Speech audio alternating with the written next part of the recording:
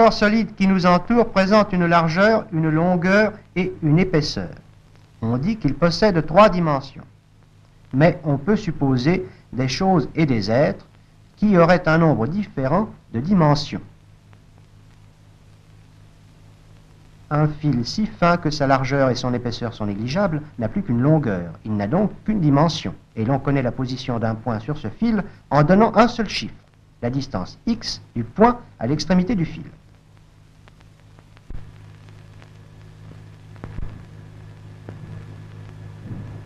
Une feuille de papier idéalement mince n'a pas d'épaisseur. Elle ne possède que 2 dimensions, une longueur et une largeur. Pour déterminer la position d'un point sur sa surface, il faut 2 coordonnées. Par exemple, la distance x de ce point au bord de gauche et sa distance y au bord inférieur.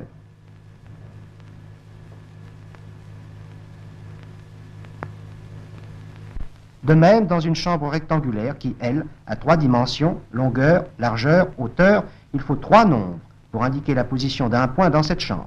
La distance x à un mur, la distance y à un second mur perpendiculaire au premier et la hauteur z du point au-dessus du plancher.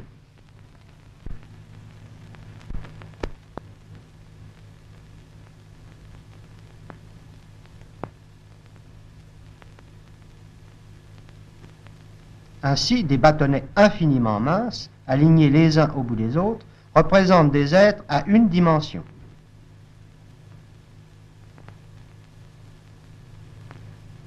Des rectangles sur une feuille de papier ont 2 dimensions.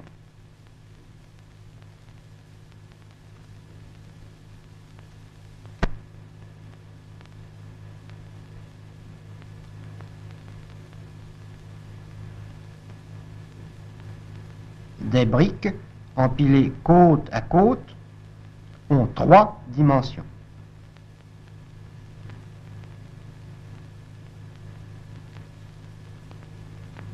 En procédant par analogie, nous pouvons imaginer une 4e dimension. Supposons des êtres infiniment plats, vivant dans les 2 dimensions d'un plan. Ils discerneront fort bien les autres animaux plats qui les entourent, mais ils ne pourront imaginer qu'il puisse exister quelque chose en dehors de leur univers, ni au-dessus, ni au-dessous de leur plan. Des objets qui traversent leur plan, ils ne perçoivent que la section par ce plan. Aussi, lorsque nous plaçons le bout de ce crayon dans leur univers, ils verront là un miracle. S'ils n'imaginent pas que cette matière arrive de leur au-delà, ils croiront qu'elle vient d'être subitement créée sur place. Si l'un de ces êtres enfermait un trésor dans un coffre à 2 dimensions, il nous suffirait de plonger dans leur univers notre main, qui, elle, est à 3 dimensions, pour ravir le trésor, sans que leur détective puisse rien y comprendre.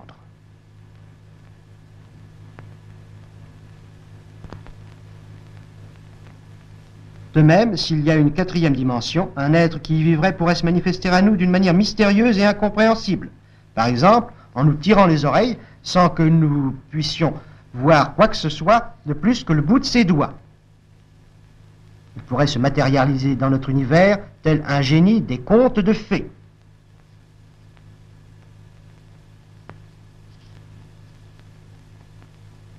Nos petits animaux infiniment plats ne verraient que le contour de leurs congénères vivant dans leur plan. Mais nous, qui ne sommes pas dans leur plan, nous pourrions voir l'intérieur de leur corps. De même, un être à 4 dimensions verrait simultanément tous nos organes.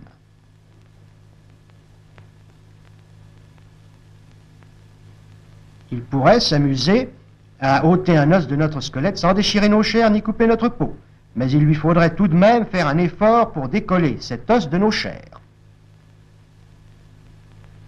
Supposons que nous prenions un de ces êtres plats et que nous le reposions après l'avoir retourné. Il occuperait une position symétrique de la première, mais ne pourrait revenir dans son ancienne situation. Cette position symétrique est bien démontrée par le retournement de la lettre G. De même, si dans la 4e dimension, un géant nous retournait de la sorte, nous aurions alors le cœur à droite, la main droite étant à la place de la main gauche, nous écririons à l'envers, et il faudrait un miroir à un habitant ordinaire de la troisième dimension qui voudrait lire notre écriture nouvelle. Considérons maintenant une autre hypothèse, dans laquelle le temps joue le rôle d'une des trois dimensions. Pour des êtres à deux dimensions, le plan où ils vivent est le présent. Le passé s'enfuit au-dessous, le futur leur tombe dessus. Envisageons la traversée de leur monde par une orange.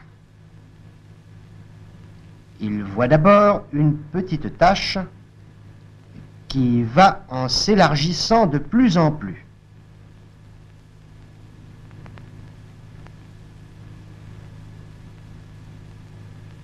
Puis le centre de l'orange leur apparaît. La tache un moment stationnaire décroît bientôt et finit par disparaître. Pour eux, le phénomène orange n'était qu'un disque se modifiant avec le temps.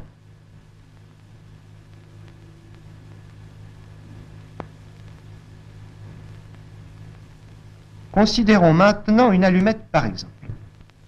Selon la dimension temps, elle apparaît comme un solide dont les contours décèlent l'histoire passée comme future.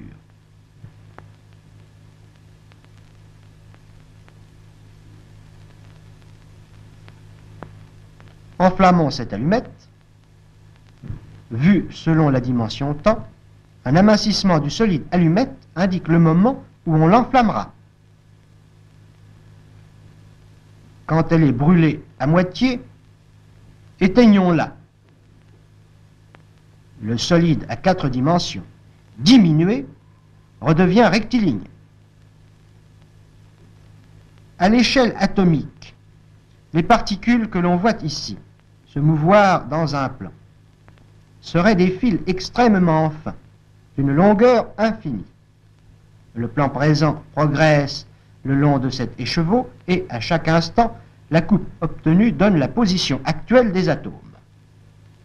Mais comme nos fils sont très emmêlés, le plan, en se déplaçant, fait paraître mouvoir les atomes.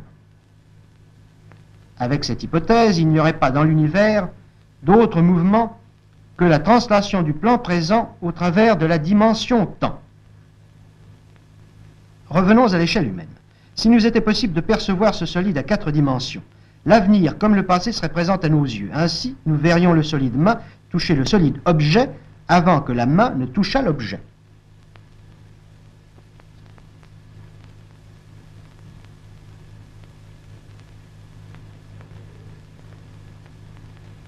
Les êtres vivants qui semblent naître, se développer, puis mourir, seraient alors des êtres invariables, ne faisant que traverser le plan présent.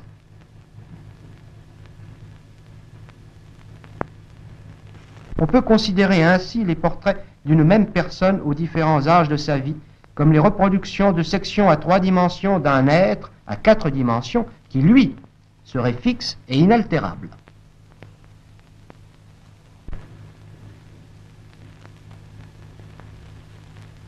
Il existe de petits carnets que l'on nomme folioscopes. Il suffit de les feuilleter d'une certaine façon pour obtenir une image animée. L'univers serait semblable à ces carnets. Le présent est la feuille qui passe, le passé a déjà été vu, tandis que le futur n'a pas encore été feuilleté.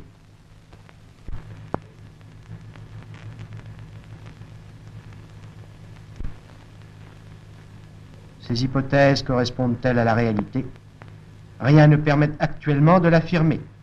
Il n'y a là que de simples suggestions destinées à faire réfléchir et en même temps à montrer combien l'analyse mathématique recule les limites du possible.